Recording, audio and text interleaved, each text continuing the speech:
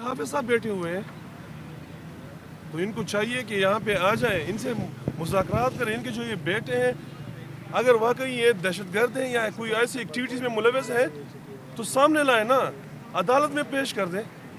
कोई तो तरीका होना चाहिए यार। अब जो है ऊपर एक दफ़ा तो मैं ये महसूस करता कि शायद बारिश होने वाला है। अगर यहाँ पे बारिश हो जाए तो इन टेंटों में ये बेचारे कैसे गुजारा करेंगे। इनके लेट्रिन्स का हाल देखें, इनके जो मर्द हैं पता नहीं कहाँ पेशाब करते हैं, मुझे तो पता नहीं, कोई जगह भी मुझे नज़र नहीं आता।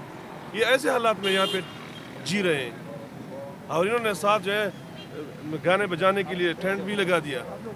कुछ तो यार शर्म करनी चाहिए यार। ये अपने लोग हैं, कोई ये भारत से तो नहीं आए, नहीं ईरान से आए हुए हैं।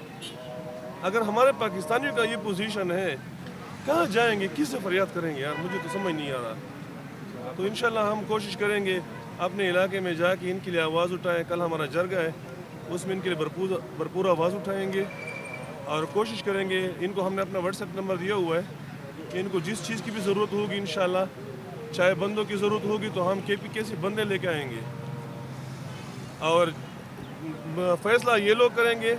हम इन पर अपना फ़ैसला वो नहीं करेंगे।